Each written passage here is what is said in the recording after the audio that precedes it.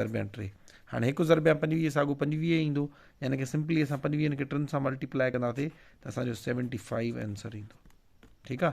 सो इन टाइप जा क्वेश्चन जेके हूंदा आहिनि उहे ईअं सॉल्व थींदा आहिनि। हाणे बेसिकली तव्हांखे कॉन्सेप्ट सम्झायां थो 1/5 ऑफ 125 या वरी ॾिसां मिसाल था वठूं चवंदो 1/4 ऑफ 80 ठीक आहे। हाणे ईअं इनखे असां जेकॾहिं सवली सिंधी में सम्झूं त चए थो 80 जो चोथों हिसो 1/4 जो मतिलबु छा आहे चोथों हिसो यानी कंहिं बि शइ खे तव्हां अणपूरे में ऑलरेडी इहो कॉन्सेप्ट सिखी आहियूं 1 2 3 4 कंहिं बि शइ खे तव्हां 4 हिसनि में विरायो छो जो टोटल हिसा हेठों लिखियल हूंदा आहिनि ऐं उन मुंहिंजो खाधल हिसो जेको हूंदो आहे मथां लिखियल हूंदो आहे। मिसाल को केक आहे न टोटल उनजा 4 हिसा आहिनि उन मुंहिंजो हिकिड़ो हिसो कंहिं खाधो आहे त असां हिनखे कीअं लिखंदासीं 1/4 जेकॾहिं उन मुंहिंजा को 2 हिसा खाई त असां लिखंदासीं 2/4 जेकॾहिं हिते चइनि मुंहिंजो 3 हिसा खाई त असां लिखंदासीं 3/4 लिखंदासीं।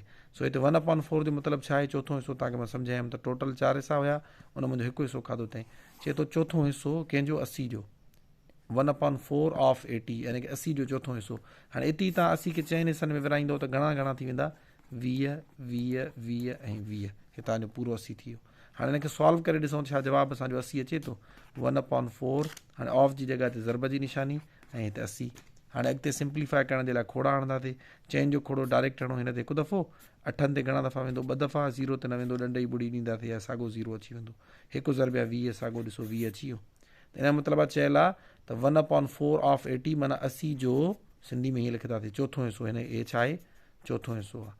त 80 जो चोथों हिसो घणो निकिरे पियो असांखे पहिरियों खां ई ख़बर हुई 4 हिसनि में विरायोसि त 20 जो हिसो ईंदो या ईअं खणी चयो त 80 खे 4 ॿारनि मिलियो त विराए करे खणो त 20 रुपया हर ॿार खणंदो त असां जॾहिं हिनखे ऑफ खे ज़रब में बदिलाए चेक करे ॾिठोसीं त वाक़ई असांजो जवाबु सेम आयो आहे। सो बेसिकली ऑफ जो कॉन्सेप्ट इहो हूंदो आहे त हेतिरे जो हेतिरो हिसो घणे क़दुरु अणपूरे जे लाइ यूज़ थियल हूंदो आहे। मिसाल चयल हूंदो 2/5 ऑफ 195 माना 195 जो 2/5 हिसो यानी हेतिरो हिसो कढी ॾेखारियो केतिरो थींदो 5 जो खोड़ो हिन ते हिकु दफ़ो हिन ते घणा दफ़ा वेंदो 1 5 5 2 50 10 3 50 15 4 बची पियो न हेॾे ईंदो 45 थी वेंदो 45 ते वरी 5 जो खोड़ो घणा दफ़ा वेंदो 9 दफ़ा। सो हिते ऑफ खे असां ज़रब में बदिलाईंदासीं बाक़ी छा बचियो ॾिसो 5 कटिजी वियो 195 कटिजी वियो 2 बचियो ज़रब ऐं 39। हाणे हिनखे ज़रब कंदासीं नाडू 18 हिकु मथे वियो ॿिट 6 हिकु 7 नाडू 18 78 हे असांजो छा आहे आंसर आहे ठीकु आहे। सो आई होप तव्हां हाणे अॼु खां पोइ इन टाइप जा जेकॾहिं ऑफ वारा क्वेश्चन ईंदा उहे तव्हां ईअं घुमाईंदोसि जीअं मुला हलवे खे घुमाईंदो आहे। Thank you so much.